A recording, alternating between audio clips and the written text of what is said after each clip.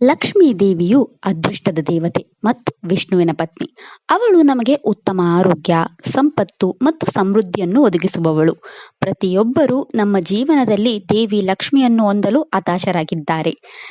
ಲಕ್ಷ್ಮಿಯ ಬಗ್ಗೆ ನಮ್ಮೆಲ್ಲರಿಗೂ ತಿಳಿದಿದೆ, ಆದರೆ ಅವಳ ಸಹೋದರಿಯ ಬಗ್ಗೆ ಕೆಲವರಿಗೆ ತಿಳಿದಿದೆ.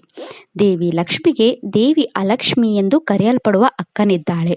ಅವಳು ದೇವಿ ಲಕ್ಷ್ಮಿಗಿಂತ ಮೊದಲು ಜನಿಸಿದವಳು. ಈ ಇಬ್ಬರು ಸಹೋದರಿಯರು ನಮ್ಮ ಜೀವನದಲ್ಲಿ ಪ್ರಮುಖ ಪಾತ್ರ ವಹಿಸುತ್ತಾರೆ. ಇಂದು ಈ ವಿಡಿಯೋದಲ್ಲಿ ಲಕ್ಷ್ಮೀ ದೇವಿಯ ಅಕ್ಕ ದೇವಿ ಅಲಕ್ಷ್ಮಿಯ ಬಗ್ಗೆ ತಿಳಿಯೋಣ. ಅವಳ ಹುಟ್ಟು, ಅವಳ ಪೂಜೆ, ಅವಳ ವೈವಾಹಿಕ ಜೀವನ ಮತ್ತು ಜನರು ದೇವಿ ಅಲಕ್ಷ್ಮಿಯನ್ನು ಏಕೆ ದ್ವೇಷಿಸುತ್ತಾರೆ ಎಂಬುದರ ಕುರಿತು ನಾವು ತಿಳಿಯೋಣ. ದೇವಿ ಅಲಕ್ಷ್ಮಿಯ ಬಗ್ಗೆ ಎಲ್ಲವನ್ನು ತಿಳಿಯಲು ಈ ಸಂಪೂರ್ಣ ವಿಡಿಯೋವನ್ನು ನೋಡಿ. ಸಂಸ್ಕೃತದಲ್ಲಿ ಜ್ಯೇಷ್ಠ ಎಂದರೆ ಹಿರಿಯಳು.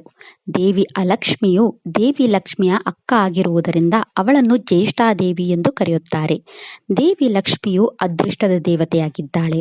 ಆದರೆ ದೇವಿ ಅಲಕ್ಷ್ಮಿ ಅಥವಾ ಜ್ಯೇಷ್ಠಾದೇವಿ ಎಂದು ಕರೆಯಲ್ಪಡುವ ಅವಳ ಅಕ್ಕ ದುರದೃಷ್ಟ ಮತ್ತು ಪ್ರತಿಕೂಲ ದೇವತೆಯಾಗಿದ್ದಾಳೆ. ಅವಳು ಬಡತನ, ಸೋಮಾರಿತನ, ದುಃಖ ಮತ್ತು ಕೊಳಕುಗಳೊಂದಿಗೆ ಸಂಬಂಧ ಹೊಂದಿದ್ದಾಳೆ. ದಕ್ಷಿಣ ಭಾರತದಲ್ಲಿ ಅವಳನ್ನು ಮೂದೇವಿ ಎಂದು ಕರೆಯಲಾಗುತ್ತದೆ. ದೇವಿ ಲಕ್ಷ್ಮಿಯು ಪ್ರತಿಯೊಬ್ಬರ ಜೀವನದಲ್ಲಿ ಅದೃಷ್ಟ ಮತ್ತು ಆಶೀರ್ವಾದವನ್ನು ತರುತ್ತಾಳೆ. ಆದರೆ ಅವಳ ಸಹೋದರಿ ದೇವಿ ಅಲಕ್ಷ್ಮಿ ಅಥವಾ ಜ್ಯೇಷ್ಠಾದೇವಿ ದುರದೃಷ್ಟ ಮತ್ತು ನೋವನ್ನು ತರುತ್ತಾಳೆ. ಅಷ್ಟಲಕ್ಷ್ಮಿಯ ರೂಪದಲ್ಲಿರುವ ಲಕ್ಷ್ಮೀ ದೇವಿಯು ಲಕ್ಷ್ಮಿಯ ಶಕ್ತಿಯನ್ನು ಪ್ರತಿನಿಧಿಸುವ 8 ಸಂಪತ್ತಿನ ಮೂಲಗಳನ್ನು ಒದಗಿಸುತ್ತಾಳೆ. ಅವಳು ಖ್ಯಾತಿ, ಜ್ಞಾನ, ಧೈರ್ಯ ಮತ್ತು ಶಕ್ತಿ, ವಿಜಯ, ಒಳ್ಳೆಯ ಮಕ್ಕಳು, ಶೌರ್ಯ, ಚಿನ್ನ, ರತ್ನಗಳು ಮತ್ತು ಇತರ ಬೆಲೆಬಾಳುವ ವಸ್ತುಗಳು, ಸಮೃದ್ಧಿಯಲ್ಲಿ ಧಾನ್ಯಗಳು, ಸಂತೋಷ, ಆನಂದ, ಬುದ್ಧಿವಂತಿಕೆ, ಸೌಂದರ್ಯ, ಉನ್ನತ ಗುರಿ, ಉನ್ನತ ಚಿಂತನೆ ಮತ್ತು ಉನ್ನತ ಧ್ಯಾನ, ನೈತಿಕತೆ ಮತ್ತು ಉತ್ತಮ ಆರೋಗ್ಯ, ದೀರ್ಘ ಆಯುಷ್ಯ ಕೊಡುತ್ತಾಳೆ. ಎಲ್ಲ ಮಾನವ ಕುಲವು ತಮ್ಮ ಜೀವನದಲ್ಲಿ ಈ 8 ರೀತಿಯ ಸಂಪತ್ತನ್ನು ಹೊಂದಲು ಬಯಸುತ್ತಾರೆ. ಲಕ್ಷ್ಮಿ ಅದೃಷ್ಟವನ್ನು ತಂದರೆ ಅವಳ ಅಕ್ಕ ಅಲಕ್ಷ್ಮಿ ದುರದೃಷ್ಟವನ್ನು ತರುತ್ತಾಳೆ. ಅಲಕ್ಷ್ಮಿಯು ದೇವಿ ಲಕ್ಷ್ಮಿಯಂತೆ ಚಂಚಲವಲ್ಲ.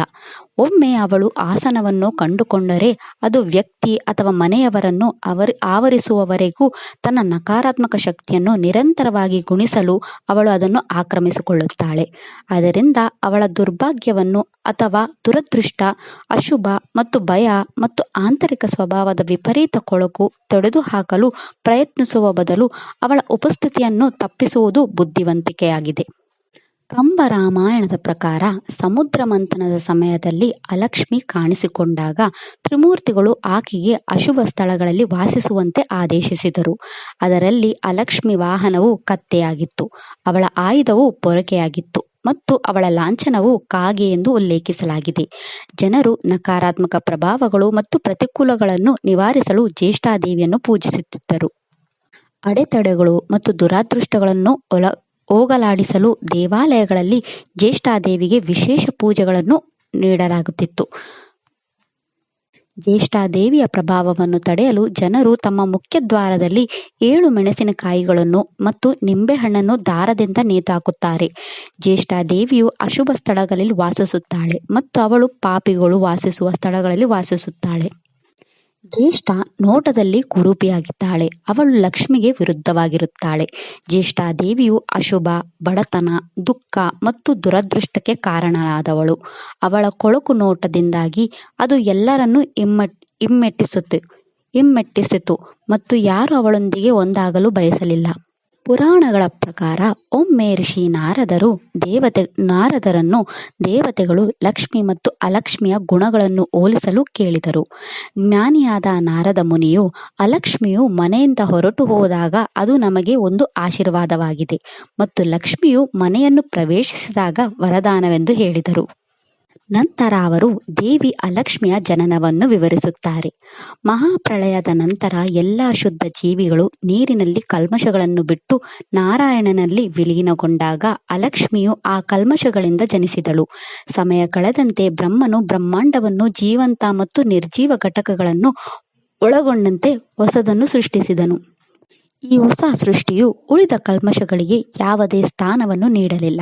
ಅದು ಅಂತಿಮವಾಗಿ ವರುಣನ ಮಗಳು ಅಲಕ್ಷ್ಮಿಯಾಗಿ ರೂಪಾಂತರಗೊಂಡಿತು. ಕ್ಷೀರಸಾಗರದ ಮಂಥನದ ಸಮಯದಲ್ಲಿ ಸುಂದರವಾದ ಲಕ್ಷ್ಮಿಯು ಹೊರಹೊಮ್ಮಿದಳು. ಲಕ್ಷ್ಮಿಯು ಕಿರಿಯ ಮಗಳಾಗಿದ್ದರೂ ಸಹ ವಿಷ್ಣುವನ್ನು ಮೆಚ್ಚಿಸಲು ವರುಣನು ವಿಷ್ಣುವಿಗೆ ಲಕ್ಷ್ಮಿಯ ವಿವಾಹವನ್ನು ಏರ್ಪಡಿಸಿದನು. ವರುಣ ಅಲಕ್ಷ್ಮಿಗೆ ಗಂಡನನ್ನು ಹುಡುಕಲು ಪ್ರಯತ್ನಿಸಿದನು, ಆದರೆ ಅವಳು ಸುಂದರವಿಲ್ಲದ ಕಾರಣ ಮತ್ತು ಅಸಭ್ಯವಾಗಿರುವ ಕಾರಣದಿಂದಾಗಿ ಯಾರೂ ಅವಳನ್ನು ಮದುವೆಯಾಗಲು ಬಯಸಲಿಲ್ಲ. ವೈಕುಂಠದಲ್ಲಿ ವಾಸಿಸುತ್ತಿದ್ದ ಲಕ್ಷ್ಮಿಯು ತನ್ನ ತಂದೆಯ ಸಮಸ್ಯೆಯ ಬಗ್ಗೆ ಚಿಂತಿತಳಾಗಿದ್ದಳು. ಸಂಪ್ರದಾಯದ ಪ್ರಕಾರ ತಂದೆ ತನ್ನ ಮಗಳಿಗೆ ಗಂಡನನ್ನು ಹುಡುಕಬೇಕಾಗಿತ್ತು, ವಿಶೇಷವಾಗಿ ಅವಳು ಸುಂದರವಿಲ್ಲದಿದ್ದರೆ.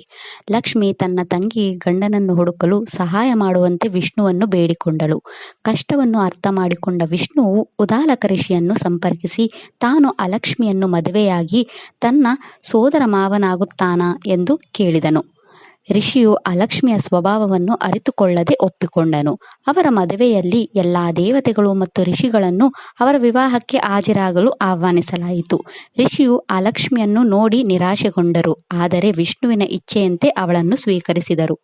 ಮದುವೆಯ ನಂತರ ಋಷಿಯು ಅಲಕ್ಷ್ಮಿಯೊಂದಿಗೆ ಅವರ ಆಶ್ರಮಕ್ಕೆ ಬಂದರು. ಋಷಿಗಳ ಆಶ್ರಮವು ತನಗೆ ವಾಸಿಸಲು ಯೋಗ್ಯವಲ್ಲ ಎಂದು ಅಲಕ್ಷ್ಮಿ ಕಂಡುಕೊಂಡಳು. ಪವಿತ್ರ ಸ್ತೋತ್ರಗಳ ಪಠಣ ಮತ್ತು ಪ್ರಶಾಂತ ವಾತಾವರಣವು ಅವಳನ್ನು ಉಸಿರುಗಟ್ಟಿಸಿತು. ಒಂದು ದಿನ ಅವಳು ಅಳುತ್ತಾ ಮನೆಯಿಂದ ಹೊರಗೆ ಓಡಿ ಹೋದಳು. ಋಷಿ ಸಂಕಟಪಟ್ಟು ಏನಾಗಿದೆ ಎಂದು ಅವಳನ್ನು ಕೇಳಿದನು. ಹಿಂಸೆ, ದ್ವೇಷ, ಅಸೂಯೆ, ಜಗಳ, ಆತ್ಮ ಪ್ರಶಂಸೆ, ದುರದ್ವೇಷ ಪೂರಿತ ಮಾತು, ಕಳ್ಳತನ ಮತ್ತು ಬೇಯಿಸಿದ ಮಾಂಸದ ವಾಸನೆಯಿಂದ ತುಂಬಿದ ತಾಮಸಿಕ ಪರಿಸರದಲ್ಲಿ ಮಾತ್ರ ಅವಳು ಬದುಕಲು ಸಾಧ್ಯ ಎಂದು ಅವಳು ಋಷಿಗೆ ವಿವರಿಸಿದಳು. ಅವರು ಒಟ್ಟಿಗೆ ಬದುಕಲು ಸಾಧ್ಯವಿಲ್ಲ ಎಂದು ಋಷಿ ಅರಿತುಕೊಂಡರು. ಈ ಮಹಿಳೆ ಕುಟುಂಬಕ್ಕೆ ಅತೃಪ್ತಿ ಮತ್ತು ಅವಮಾನವನ್ನು ಮಾತ್ರ ತರುತ್ತಾಳೆ ಎಂದು ಋಷಿ ಅರಿತುಕೊಂಡರು. ಅವರು ಅವಳನ್ನು ತ್ಯಜಿಸಲು ನಿರ್ಧರಿಸಿದರು. ಒಂದು ದಿನ ಆಕೆಗೆ ಹೇಳದೆ ಆಹಾರ ತರುವ ನೆಪದಲ್ಲಿ ಆಕೆಯನ್ನು ಕಾಡಿಗೆ ಕರೆದೊಯ್ದು ಹಿಂತಿರುಗಲಿಲ್ಲ. ಈ ಕಾರ್ಯವು ಅವರ ಸದ್ಗುಣದ ವಿಶಿಷ್ಟವಲ್ಲದಾಗಿತ್ತು, ಆದರೆ ಬಹುಶಃ ಅವಳನ್ನು ನೋಯಿಸುವುದನ್ನು ತಪ್ಪಿಸಲು ಇದನ್ನು ಮಾಡಲಾಗಿತ್ತು.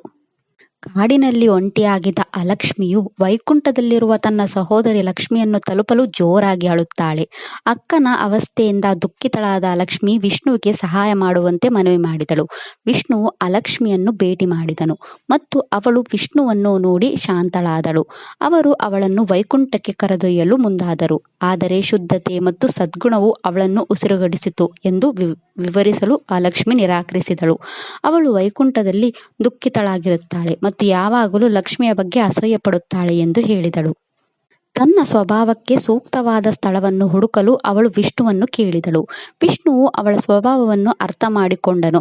ಜನರು ಜಗಳವಾಡುವ, ಮೋಸ ಮಾಡುವ, ಸುಳ್ಳು ಹೇಳುವ, ಇತರರಿಗೆ ದುಃಖವನ್ನು ತರುವ, ಮಹಿಳೆಯರನ್ನು ಗೌರವಿಸಿದ ಜಾಗವನ್ನು, ಜೂಜಿನ ಜಾಗ ಮತ್ತು ಅಶುದ್ಧವಾಗಿರುವ ಮನೆಗಳಲ್ಲಿ ವಾಸಿಸಲು ಅವಳಿಗೆ ಹೇಳಿದರು.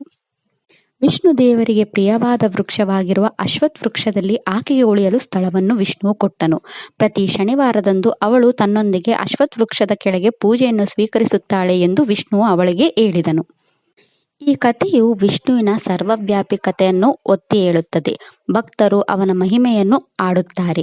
ವಿಷ್ಣುವು ಅಲಕ್ಷ್ಮಿಗೆ ಸ್ಥಳವನ್ನು ಕಂಡುಕೊಂಡನು. ಅವಳು ತನ್ನ ಸ್ವಭಾವಕ್ಕೆ ಅನುಗುಣವಾಗಿ ವಾಸಿಸಲು ಪರಿಶುದ್ಧತೆ ಮತ್ತು ಅಶುದ್ಧತೆಯ ನಡುವಿನ ಸಮತೋಲನವನ್ನು ವಿವರಿಸುತ್ತಾನೆ. ಈ ಕಥೆಯು ವಿಷ್ಣುವಿನ ಎಲ್ಲ ಒಳಗೊಂಡಿರುವ ಉಪಸ್ಥಿತಿಯನ್ನು ಎತ್ತಿ ತೋರಿಸುತ್ತದೆ. ಅವನು ಬ್ರಹ್ಮಾಂಡದ ಎಲ್ಲ ಅಂಶಗಳನ್ನು ಸದ್ಗುಣಶೀಲ ಮತ್ತು ಅಶುದ್ಧತೆಯಿಂದ ನೋಡುತ್ತಾನೆ ಎಂದು ತೋರಿಸುತ್ತದೆ. ಸಮೃದ್ಧಿ ಮತ್ತು ಪ್ರತಿಕೂಲತೆಯ ನಡುವೆ ಸಮತೋಲನವಿದೆ ಎಂದು ಕಥೆ ತೋರಿಸುತ್ತದೆ. ಸಂಪತ್ತು ಮತ್ತು ಅದು ತರಬಹುದಾದ ಸಮಸ್ಯೆಗಳೆರಡನ್ನೂ ನಾವು ನಿರ್ವಹಿಸಬೇಕಾಗಿದೆ ಎಂದು ಕಥೆ ತೋರಿಸುತ್ತದೆ. ಅಲಕ್ಷ್ಮಿಯು ಅದೃಷ್ಟ ಮತ್ತು ಸೌಂದರ್ಯಕ್ಕೆ ವಿರುದ್ಧಳಾಗಿದ್ದಾಳೆ. ಅವಳು ದುಃಖ, ದುರದೃಷ್ಟ, ರೋಗ, ಸಾಮಾಜಿಕ ಮತ್ತು ಮಾನಸಿಕ ಸಮಸ್ಯೆಗಳು, ಅಸಂಗತತೆ ಮತ್ತು ವಿಧೇಯ ತೊಂದರೆಗಳಂತಹ ನಕಾರಾತ್ಮಕ ಗುಣಗಳ ಸರಮಾಲೆಯನ್ನು ತರುತ್ತಾಳೆ. ಅವಳು ತನ್ನ ಆರೋಹಣದ ಮೇಲೆ ಬರುತ್ತಾಳೆ ಮತ್ತು ಅಸ್ತಿತ್ವದಲ್ಲಿರುವ ಕೊರತೆಗಳನ್ನು ಹೆಚ್ಚಿಸಲು ತೊಂದರೆಗಳನ್ನು ಆಹ್ವಾನಿಸುತ್ತಾಳೆ. ಅವಳು ಅಮಂಗಲೆಯ ಪ್ರತೀಕವಾಗಿದ್ದಾಳೆ. ಅವಳ ಇತರ ಕೆಲವು ಗುಣಲಕ್ಷಣಗಳು ಅಶುಭ ಸ್ಥಳಗಳೊಂದಿಗೆ, ಅವಳ ವಾಸ್ತವಿಕತೆ ಮತ್ತು ಪಾಪಿಗಳೊಂದಿಗೆ ಸಂಬಂಧ ಹೊಂದಿವೆ. ಸಾಮಾನ್ಯವಾಗಿ ಅವಳು ಸೋಮಾರಿತನ, ಬಡತನ, ದುಃಖ, ಕೊಳಕು ಮತ್ತು ಕಾಗೆಗಳೊಂದಿಗೆ ಸಂಬಂಧ ಹೊಂದಿದ್ದಾಳೆ. ಜ್ಯೇಷ್ಠಾದೇವಿಯನ್ನು ಪೂಜಿಸುವುದು ಅವಳನ್ನು ಮನೆಯಿಂದ ದೂರವಿರಿಸಲು ಪರಿಣಾಮಕಾರಿಯಾಗಿದೆ. ಅವಳು ದುಃಖ ಮತ್ತು ಬಡತನವನ್ನು ತರುತ್ತಾಳೆ ಎಂದು ವಿವರಿಸಲಾಗಿದೆ. ಅದರಿಂದ ಅವಳನ್ನು ಕೆಲವರು ಪೂಜಿಸುತ್ತಾರೆ. ನಮ್ಮ ಮನೆಗಳಿಂದ ದೂರವಿರಲು ಅವಳನ್ನು ಪೂಜಿಸುತ್ತಾರೆ. ಅವಳು ಜಗಳದ ಮನೆಗಳಲ್ಲಿ ವಾಸಿಸುತ್ತಾಳೆ ಎಂದು ಹೇಳಲಾಗುತ್ತದೆ. ಅಲ್ಲಿ ಸುಳ್ಳುಗಾರರು ಕಠಿಣ ಭಾಷೆಯನ್ನು ಬಳಸುತ್ತಾರೆ. ಅಲ್ಲಿ ದುಷ್ಟ ಮತ್ತು ಪಾಪಿ ಪುರುಷರು ವಾಸಿಸುತ್ತಾರೆ. ಅಲ್ಲಿ ಮಹಿಳೆಯರು ತಮ್ಮ ಉದ್ದನೆಯ ಕೂದಲನ್ನು ಬಿಡುತ್ತಾರೆ. ತಲೆಬುರುಡೆ, ಮೂಳೆಗಳು, ಬೂದಿ ಅಥವಾ ಇದ್ದಿಲುಗಳನ್ನು ತಮ್ಮ ಮನೆಗಳಲ್ಲಿ ಇಡುವ ಜನರ ಬಳಿ ಅವಳು ವಾಸಿಸುತ್ತಾಳೆ. ಅಲಕ್ಷ್ಮಿಯು ಸಾಗರದಿಂದ ಕಾಣಿಸಿಕೊಂಡಾಗ ದೇವತೆಗಳು ಅವಳನ್ನು ಸ್ವಾಗತಿಸಲಿಲ್ಲ ಮತ್ತು ಅವಳು ಅಶುಭ ಸ್ಥಳಗಳಲ್ಲಿ ವಾಸಿಸಲು ಬೇಗನೆ ಚಂದಾದಾರಳಾಗುತ್ತಾಳೆ. ಅದರಿಂದ ಅವಳು ಅನೇಕ ಮನೆಗಳಿಗೆ ವಿಪತ್ತನ್ನು ತಂದಳು. ಶುಭ ಮತ್ತು ಸಂತೋಷವು ಇದ್ದಾಗ ಜ್ಯೇಷ್ಠ ಅಶುಭ ಮತ್ತು ಅತೃಪ್ತಿಯನ್ನುಂಟು ಮಾಡಲು ಮನೆಗಳನ್ನು ಪ್ರವೇಶಿಸಿದಳು. ಅವಳು ಬಡತನವನ್ನು ತಂದಳು ಮತ್ತು ಅನೇಕ ಮನೆಗಳನ್ನು ದುಃಖಕ್ಕೆ ಕಳುಹಿಸುತ್ತಾಳೆ. ಅವಳು ಮನೆಗಳಲ್ಲಿ ಜಗಳ ಮತ್ತು ಕಟುವಾದ ಭಾಷೆಯನ್ನು ಆಹ್ವಾನಿಸಿದಳು. ಅವಳು ಅನೇಕ ಸಂತೋಷದ ಕುಟುಂಬಗಳನ್ನು ವಿಭಜಿಸಿದಳು. ಅವಳು ಸಮುದ್ರ ಮಂಥನದಲ್ಲಿ ಸಮುದ್ರದಿಂದ ಹಾಲಾಹಲ ಎಂಬ ವಿಷದೊಂದಿಗೆ ಜನಿಸಿದಳು ಎಂದು ಸಾಮಾನ್ಯವಾಗಿ ವಿವರಿಸಲಾಗಿದೆ. ಜೀವದ ಅಮೃತವು ಹೊರಹೊಮ್ಮಿದಾಗ ಲಕ್ಷ್ಮಿಯು ಜನಿಸುತ್ತಾಳೆ ಮತ್ತು ಅಲಕ್ಷ್ಮಿಯು ವಿಷ ಕಾಲಕೂಟದೊಂದಿಗೆ ಜನಿಸಿದಳು. ಅಲಕ್ಷ್ಮಿ ಮತ್ತು ಅವಳ ಪರಿಣಾಮಗಳನ್ನು ಬಹಿಷ್ಕರಿಸಲು ಮತ್ತು ನಾಶ ಮಾಡಲು ಪ್ರಯತ್ನಿಸುವ ಅಲಕ್ಷ್ಮಿ ನಾಶನ ಮಂತ್ರವನ್ನು ಪಠಿಸುವ ಮೂಲಕ ಅಲಕ್ಷ್ಮಿಯನ್ನು ದೂರವಿಡಬಹುದು ಎಂದು ನಂಬಲಾಗಿದೆ. ಮನೆಯ ಹೊಸ್ತಿಲಲ್ಲಿ ಒಂದು ಸಣ್ಣ ನಿಂಬೆಹಣ್ಣು ಮತ್ತು 7 ಹಸಿರು ಮೆಣಸಿನಕಾಯಿಗಳನ್ನು ನೇತು ಹಾಕಿದರೆ ಮನೆಯಿಂದ ಅಲಕ್ಷ್ಮಿಯನ್ನು ದೂರವಿಡಬಹುದು. ಅವುಗಳನ್ನು ನೇಣು ಹಾಕುವ ಮೂಲಕ ನಿಂಬೆಹಣ್ಣಿನ ಹುಳಿ ಮತ್ತು ಮೆಣಸಿನಕಾಯಿಯ ಖಾರವು ಸೇರಿಕೊಂಡು ಅಲಕ್ಷ್ಮಿಯು ಸಹಿಸದ ವಾಸನೆಯನ್ನು ಉಂಟುಮಾಡುತ್ತದೆ ಎಂದು ನಂಬಲಾಗಿದೆ. ಅಲಕ್ಷ್ಮಿ ದೇವಿಯು ದುರದೃಷ್ಟ, ಬಂಜೆತನ ಮತ್ತು ಕಲಹದ ದೇವತೆ. ಈ ದೇವಿಯು ನಿಮ್ಮನ್ನು ಭೇಟಿ ಮಾಡುವುದನ್ನು ನೀವು ಬಯಸುವುದಿಲ್ಲ, ಆದರೆ ನೀವು ಆ ಕರೆಯನ್ನು ಮಾಡಬಾರದು. ಅವಳು ಸಂಪತ್ತು ಮತ್ತು ಸಮೃದ್ಧಿಯ ಆದಿದೇವತೆಯಾದ ಲಕ್ಷ್ಮೀ ದೇವಿಯ ಜೊತೆಗೆ ಬರುತ್ತಾಳೆ. ಅಲಕ್ಷ್ಮಿಯು ಲಕ್ಷ್ಮೀ ದೇವಿಗೆ ನಿಲ್ಲುವುದಿಲ್ಲ. ಕಲ್ಕಿ ಪುರಾಣದ ಪ್ರಕಾರ ಅವಳು ಕಲಿಯುಗದ ಪುರುಷ ರಾಕ್ಷಸನಾದ ಕಲಿಯ 2ನೇ ಪತ್ನಿಯಾಗಿದ್ದಾಳೆ. ಧರ್ಮ, ಕಾಮ, ಅರ್ಥ ಮತ್ತು ಮೋಕ್ಷದಂತಹ ಪುರುಷಾರ್ಥಗಳಿಂದ ದೂರವಿರುವ ಮನೆ ಅಥವಾ ವ್ಯಕ್ತಿ ಯಾವಾಗ ಮತ್ತು ಎಲ್ಲಿ ಕತ್ತಲೆ ಇದೆಯೋ ಅಲ್ಲಿಗೆ ಅಲಕ್ಷ್ಮಿ ಧಾವಿಸುತ್ತಾಳೆ.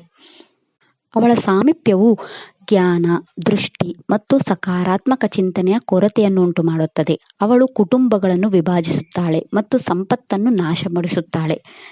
ಅವಳು ಕುಟುಂಬ ಸದಸ್ಯರು, ಸ್ನೇಹಿತರು ಮತ್ತು ಸಂಬಂಧಿಕರಲ್ಲಿ ಅಪನಂಬಿಕೆ ಮತ್ತು ತಪ್ಪು ತಿಳುವಳಿಕೆಯನ್ನು ಬೆಳೆಸುತ್ತಾಳೆ. ಅಲಕ್ಷ್ಮಿಯ ಆಗಮನದಿಂದ ಸೋಮಾರಿತನ, ಹೊಟ್ಟೆಬಾಕತನ, ಅಸೂಯೆ, ಕ್ರೋಧ, ಬೂಟಾಟಿಕೆ, ಲೋಭ ಮತ್ತು ಕಾಮ, ಅಹಂಕಾರಗಳು ಬರುತ್ತವೆ. ಕೆಲವು ಚಿತ್ರಣದಲ್ಲಿ ಗೂಬೆ ಲಕ್ಷ್ಮಿ ಮತ್ತು ಅಲಕ್ಷ್ಮಿ ಇಬ್ಬರ ವಾಹನವಾಗಿದೆ. ದೇವಿ ಲಕ್ಷ್ಮಿಯ ಗೂಬೆ ತಾಳ್ಮೆ ಮತ್ತು ಬುದ್ಧಿವಂತಿಕೆಯನ್ನು ಸಂಕೇತಿಸುತ್ತದೆ. ಅಲಕ್ಷ್ಮಿಯ ಗೂಬೆ ಅಜ್ಞಾನ, ದುರಹಂಕಾರ ಮತ್ತು ದುರದೃಷ್ಟದ ಬರುವಿಕೆಯನ್ನು ಪ್ರತಿನಿಧಿಸುತ್ತದೆ. ಲಕ್ಷ್ಮಿಯ ಸಂಪತ್ತನ್ನು ಮಾನವರು ಅಧಾರ್ಮಿಕ ಚಟುವಟಿಕೆಗಳಿಗೆ ಬಳಸಿದಾಗ ಒಬ್ಬರು ಕುರುಡರಾಗುತ್ತಾರೆ ಮತ್ತು ಅಲಕ್ಷ್ಮಿಯ ವಾಹನವು ಕೆಟ್ಟ ಶಕುನವು ಅವರ ಜೀವನದಲ್ಲಿ ಕತ್ತಲೆ, ಅಪಮಾನ, ಅಶುಭ ಮತ್ತು ದುರದೃಷ್ಟವನ್ನು ತರುತ್ತದೆ ಎಂದು ಹೇಳಲಾಗುತ್ತದೆ. ಈ ಇಬ್ಬರು ಸಹೋದರಿಯರು ನಮಗೆ ಪಾಠ ಕಲಿಸುತ್ತಾರೆ.